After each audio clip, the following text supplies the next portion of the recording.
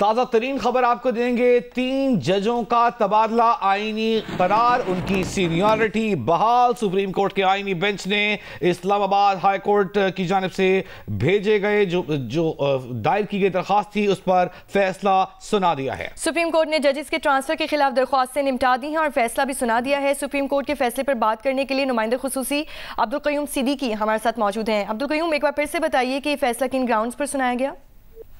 ہمارا رابطہ منقطع ہوا۔ سپریم کورٹ کے آئینی بینچ نے اسلام آباد ہائی کورٹ میں بھیجے گئے 3 ججوں کے تبادلے کو آئینی قرار دے دیا ہے۔ ججز ٹرانسفر اینڈ سینیورٹی کیس کا فیصلہ سنا دیا گیا۔ تمام درخواستیں اس حوالے سے نمٹا دی گئیں۔ جسٹس محمد علی مظہر، جسٹس شاہد بلال اور جسٹس صلاح الدین نے ٹرانسفر کے حق میں فیصلہ دیا۔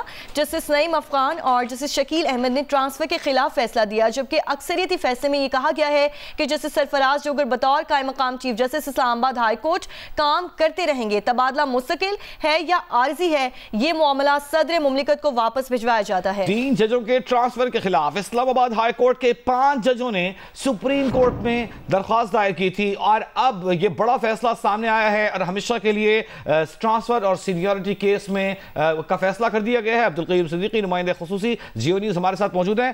عبدالقیوم صدیقی، بتائیے گا، بہت بڑا فیصلہ ہے کیونکہ 5 جج تھے اس کے اپیل کنندہ۔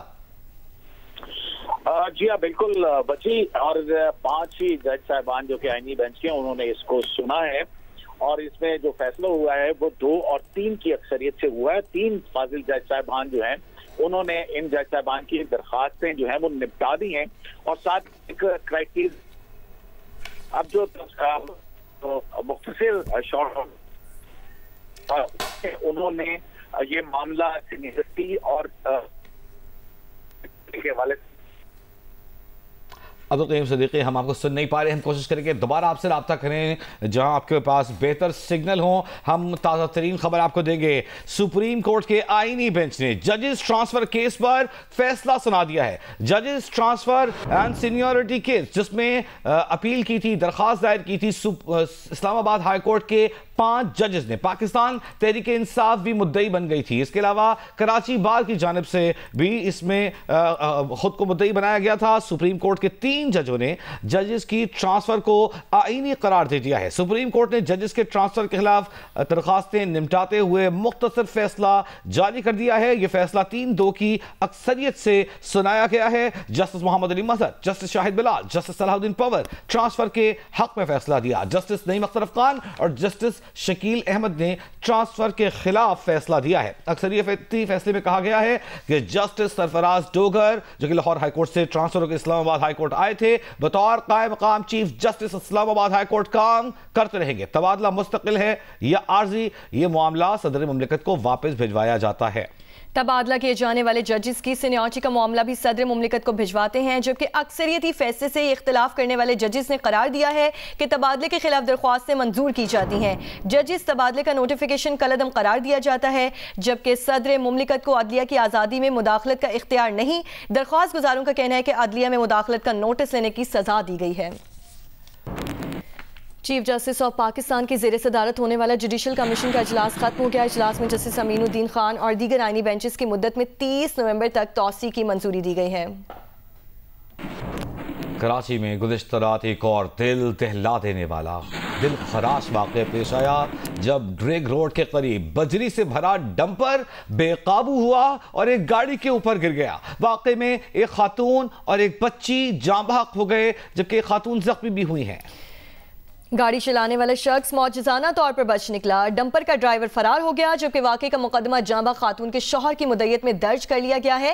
پولیس کا کہنا ہے کہ ڈمپر ڈرائیور کی گرفتاری کے لیے کارروائیاں کی جا رہی ہیں۔ امریکہ کے صدر ڈونلڈ ٹرمپ سے فیلڈ مارشل سید عاصم منیر کی وائٹ ہاؤس میں ملاقات ہوئی۔ ISPR کا بتانا ہے کہ امریکی وزیر خارجہ سینیٹر مارکو روبیو بھی ملاقات میں موجود تھے۔ مشرق وسطی امور کے امریکی نمائندہ خصوصی سٹیو وٹکاف بھی ملاقات کا حصہ تھے۔ فیلڈ مارشل عاصم منیر کے ساتھ نیشنل سیکیورٹی ایڈوائزر اور وزیر داخلہ بھی ملاقات میں شریک تھے۔ ملاقات میں صدر ٹرمپ نے پاکستان کی علاقائی امن و استحکام کے لیے جاری کوششوں کو سراہا۔ صدر ٹرمپ نے انسداد دہشت گردی میں دونوں ممالک کے درمیان مضبوط تعاون کی تعریف کی۔ دونوں جانب سے انسداد دہشت گردی کے شعبے میں مسلسل تعاون کے عزم کا اعادہ کیا۔ ملاقات میں تجارت، معدنیات، مصنوعی ذہانت، توانائی اور کرپٹو کرنسی سمیت کئی شعبوں میں بھی دو طرفہ تعاون پر بات چیت ہوئی۔ صدر ٹرمپ نے پاکستان سے طویل المدتی اسٹریٹجک شراکت داری پر مبنی شراکت داری اور مشترکہ مفادات پر مبنی تجارتی شراکت داری میں بھی دلچسپی کا اظہار کیا۔ ملاقات میں ایران اور اسرائیل کے درمیان جاری کشیدگی پر بھی تفصیلی تبادلہ خیال ہوا۔ دونوں رہنماؤں نے ایران اور اسرائیل تنازع کے پرامن حل کی اہمیت پر زور دیا۔ صدر ٹرمپ نے مشکل علاقائی حالات میں فیلڈ مارشل سعید عاصم منیر کی قیادت اور فیصلہ کن کردار کو سراہا۔ آرمی چیف کی پاکستان حکومت کی جانب سے صدر ٹرمپ کو مناسب موقع پر دورہ پاکستان کی دعوت۔ روسی صدر پیوٹن اور چینی صدر شی جن پنگ کی ٹیلی فونک گفتگو ہوئی ہے۔ کرملن کا کہنا ہے کہ شی جن پنگ اور پیوٹن نے ایران پر اسرائیلی حملے کی سخت الفاظ میں مذمت کی ہے اور اسے عالمی قوانین کی خلاف ورزی قرار دیا۔ صدر پیوٹن اور صدر شی جن پنگ نے ایران اسرائیل جنگ کے سفارتی حل پر زور۔ کرملن کا مزید کہنا ہے کہ ایرانی جوہری پروگرام سے متعلق تمام مسائل کا کوئی فوجی حل نہیں ہے۔ صدر شی جن پنگ نے کہا کہ وہ ایران کے معاملے پر روسی ثالثی کے حق میں ہیں۔ چینی صدر نے کہا کہ روسی ثالثی کشیدگی میں کمی میں مددگار ہو سکتی ہے۔ ایران اسرائیل تنازع میں ممکنہ امریکی مداخلت ایک اور خوفناک کشیدگی کا سبب ہوگی۔ صدر پیوٹن کا کہنا ہے کہ ایران نے روس سے فوجی مدد کی درخواست نہیں کی ہے اور وہ اپنے دفاع کے لیے خود موجود ہے۔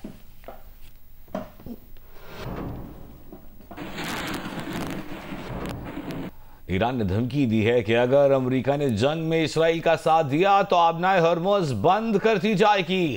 آبنائے ہرمز سے سعودی عرب، متحدہ عرب امارات، کویت اور ایران سے یومیہ تقریباً 21 ملین بیرل تیل دیگر ممالک کو پہنچایا جاتا ہے۔ ان ملکوں میں پاکستان، چین، جاپان اور جنوبی کوریا، یورپ، شمالی امریکہ اور دنیا کے دیگر ممالک شامل ہیں۔ اس آبی گزرگاہ سے دنیا کے 20% تیل اور 30% گیس کی ترسیل ہوتی ہے۔ یہاں سے روزانہ تقریباً 90 اور سال بھر میں 33,000 بحری جہاز گزرتے ہیں۔ آبنائے ہرمز کی اہمیت پر دیکھیے زرغون شاہ کی رپورٹ۔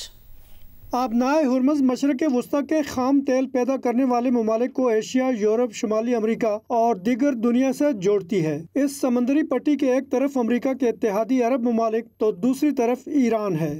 33 کلومیٹر چوڑی اس سمندری پٹی سے 2 شپنگ لینز جاتی ہیں۔ ہر لین کی چوڑائی 3 کلومیٹر ہے، جہاں سے بڑے آئل ٹینکرز گزرتے ہیں۔ مجموعی عالمی تیل کی رسد کا 5واں حصہ یعنی 20% اسی راستے سے جاتا ہے۔ آبنائے ہرمز سے یومیہ تقریباً 21 ملین بیرل تیل دیگر ممالک کو پہنچایا جاتا ہے۔ دنیا میں سب سے زیادہ LNG برآمد کرنے والا ملک قطر بھی اپنی برآمدات کے لیے اسی گزرگاہ پر انحصار کرتا ہے۔ آبنائے ہرمز کے ایک طرف خلیج فارس اور دوسری طرف خلیج عمان ہے۔ خلیج فارس کے اندر 8 ممالک ایران، عراق، کویت، سعودی عرب، بحرین، قطر، UAE اور عمان موجود ہیں۔ دنیا کی دوسری بڑی اکانومی چین اپنی معیشت کی روانی کے لیے خلیج سے اپنی ضروریات کا آدھا تیل منگواتا ہے، جبکہ جاپان یہاں سے 95% اور جنوبی کوریا 71% تیل اسی راستے سے درآمد کرتے ہیں۔ آبنائے ہرمز سے ہی یہ تینوں ممالک خلیجی ممالک کو گاڑیاں اور الیکٹرانک سامان کی ترسیل بھی کرتے ہیں۔ عالمی ماہرین کے مطابق اسرائیل کے ساتھ جاری جنگ اور امریکی حملوں کی صورت میں ایران آبنائے ہرمز کو ایک ٹرمپ کارڈ کے طور پر استعمال کرے گا۔ وہ بارودی سرنگیں بچھانے کے علاوہ ابدوزیں، اینٹی شپ میزائل اور جنگی کشتیاں تعینات کر سکتا ہے۔ نتیجہ یہ کہ تیل کا بحران پیدا ہوگا اور قیمتیں $130 فی بیرل تک اوپر جا سکتی ہیں۔ دفاعی ماہرین کے مطابق آبنائے ہرمز صرف ایران کے لیے ایک چوک پوائنٹ ہی نہیں بلکہ دنیا کی لائف لائن ہے۔ ماہرین کا کہنا ہے کہ اس آبی گزرگاہ کی بندش کے نتائج ایران کے لیے خوفناک ہوں گے۔ زرغون شاہ، جیو نیوز، اسلام آباد۔ اہم خبر آپ کو دیں گے۔ کینیڈا کی خفیہ ایجنسی نے ایک بار پھر اس بات کی تصدیق کی ہے کہ بھارت غیر ملکی مداخلت کا مرتکب ہے۔ بھارتی حکام اور پراکسی ایجنٹس کینیڈا کی کمیونٹیز اور سیاستدانوں پر اثر انداز ہونے کی کوششیں کرتے رہے ہیں۔ بھارتی سرگرمیاں کینیڈا کے خالصتان کے حامی افراد سے متعلق موقف پر اثر انداز ہونے کی کوشش ہے۔ کینیڈا کی خفیہ ایجنسی کے حوالے سے سامنے آئی خبر کہ بھارت مختلف ممالک میں دراندازی مداخلت کا مرتکب ہے۔ بھارتی سرگرمیاں کینیڈا کے خالصتان حامی افراد سے متعلق موقف پر اثر انداز ہونے کی کوشش ہیں۔ کینیڈین انٹیلیجنس ایجنسی کی حقائق سے بھری رپورٹ شائع ہونے سے بھارتی وزیر اعظم کو کینیڈا میں سخت شرمندگی کا سامنا ہے۔